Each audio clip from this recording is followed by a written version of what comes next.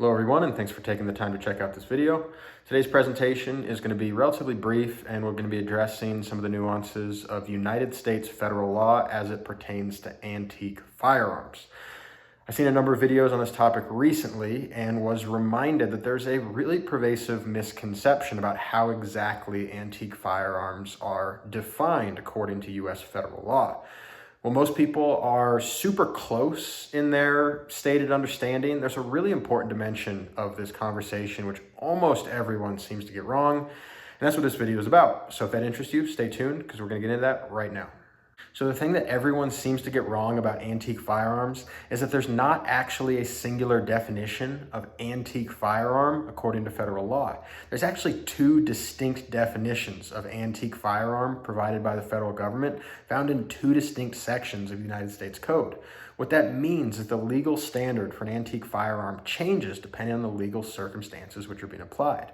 There are actually firearms, an example of which I'll show you today, which according to the US federal government both do and do not qualify for antique status simultaneously, depending on which specific laws, again, are being applied. Confused yet? Welcome to US federal gun law, where rationality has always taken a back seat to other interests. That said, stay with me for a minute because this taxpayer-funded brain teaser isn't actually too difficult to solve. So the first definition of antique firearm is the one presented by the National Firearms Act of 1934, which established certain classes of firearms as subject to additional federal regulation and taxation. A category of antique firearms was defined by the National Firearms Act as being exempt from these regulations, and that definition can be found in subsection Golf of section 5845 of Title 26 of the United States Code. I'm sure I'll have that somewhere up here that you can reference. I'm going to paraphrase that definition in just a moment, but I do advise you actually take the time to pull it up and read it yourself. While I'm certainly not a lawyer and nothing that comes out of my mouth should ever be interpreted as legal advice, I am an American with an internet connection and basic competency in the English language. And that's actually all you need in order to read and understand the laws which regulate this hobby. If you prefer to pay a lawyer to read them for you, that's on you. So again, while I do encourage you to read the law for yourself, what the National Firearms Act says an antique firearm is any firearm or replica of a firearm which was manufactured before 1899 and does not fire conventional cartridge ammunition by means of rimfire or centerfire ignition. Also included are firearms manufactured before 1899, but not replicas, which do fire conventional cartridge ammunition by means of rimfire or centerfire, only if those cartridges are no longer produced in the United States and not readily available through the normal channels of trade. Let's look at a couple examples and try to apply that standard. This is a replica of a Colt 1851 Navy. This is a percussion-ignited revolver which does not and has not been converted to fire cartridge-type ammunition. This is, according to the National Firearms Act of 1934, an antique firearm. This is a Mosin Nagant, and while this particular example was not manufactured before 1899, there are rifles that function identically to this that were manufactured before 1899, so for the sake of demonstration, let's pretend this is one of them. This rifle fires the 7.62 by 54 rimmed cartridge, which at this time is manufactured in the United States and is readily available through normal channels of commercial trade. According to the National Firearms Act of 1934, this is not an antique firearm. Now let's do a hard one. This is an 1891 Argentine Mauser manufactured in or before 1897. It's chambered in the 7.65 by 53 millimeter centerfire cartridge, which is not manufactured in the United States, to my knowledge, and since the start of the pandemic at least, has been very difficult to source through normal channels of commercial trade. According to the National Firearms Act of 1934, this should be an antique firearm. However, it's not unthinkable to imagine that status being revoked if ammunition production and availability changes. The thing is, the National Firearms Act is written under the assumption that cartridges only lose popularity. And while that is generally true, it might not always be the case, and it opens up the door to some pretty problematic hypotheses. If I wanted to cut the barrel of that 1891 Mauser down to 15.9 inches, for example, I believe that in this moment it would be my legal right to do so without a tax stamp. However, if I woke up tomorrow morning to see that my neighbor had opened up an ammunition factory and was shipping newly manufactured ammunition to Walmarts across the country, well, then I think I would have retroactively committed a felony at that point, even if it wasn't a felony at the time. It's pretty weird, right?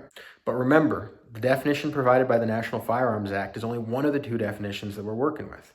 34 years after the NFA, the Gun Control Act of 1968 was passed, a wide-reaching piece of legislation which, among other things, placed restrictions on the ability to transfer ownership of firearms across state lines.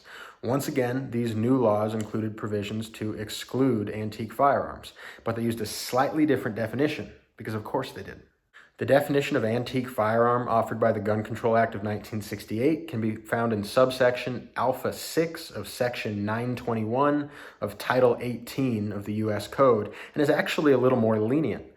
It specifies that all firearms manufactured before 1899 are antiques, regardless of what type of ammunition they fire.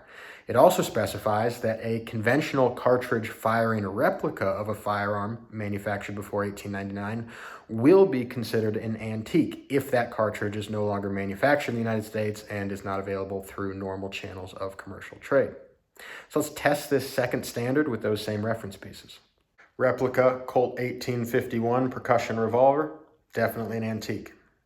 Pre-1899 production Mosin Nagant, chambered in 7.62 by 54 rimmed, not an antique under the NFA, but is an antique under the Gun Control Act. Pre-1899 Mauser, chambered in 7.62 by 53. No more ambiguity here. This is definitely an antique under the GCA, whether or not ammo production resumes. Let's look at one more firearm, though, and ask ourselves a kind of difficult question. This is a Rossi 92, a budget-friendly replica of a Winchester 1892 lever-action rifle.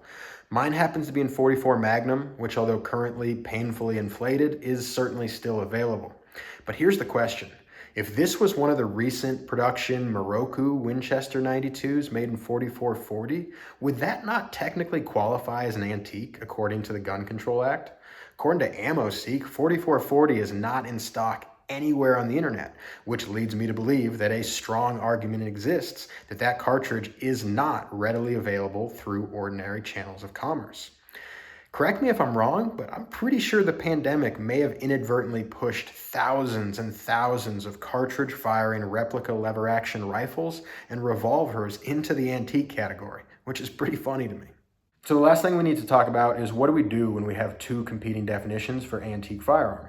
Luckily, this is the easiest part to explain. All we need to do is know both definitions and know which one to apply in regard to which federal regulation. For example, we have established that this rifle is an antique according to the Gun Control Act of 1968 and is not an antique according to the National Firearms Act of 1934. That means that if I want to sell this particular rifle to someone who lives in another state, the federal government has no problem with me putting this in a box and shipping it straight to their door, no FFLs involved.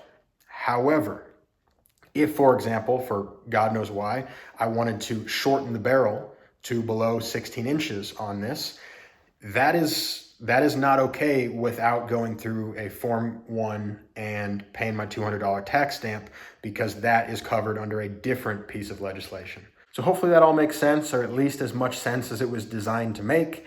At the end of the day, it all comes down to recognizing that there are two federal definitions for antique firearm, and if you want to stay on the right side of Uncle Sam, you need to know what these definitions are and what situations they do and don't apply.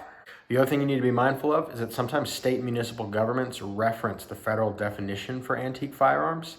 So if you have a local law which has an exemption for antique firearms as defined by, you got to be really careful in checking that as defined by to see if it's 18 United States Code or 26 United States Code, because depending on which particular definition your municipality or state happen to use, your particular firearm may or may not meet that legal requirement. So that's my video, everyone. Thanks so much for watching. If you liked this explanation, please go ahead and leave a comment, leave a like. And if you want to see me explain other nuances of federal gun law in the future, such as 922R, go ahead and hit that subscribe button, because I do think there's more of that coming soon-ish. Thanks again for joining me, and I hope you have a great day.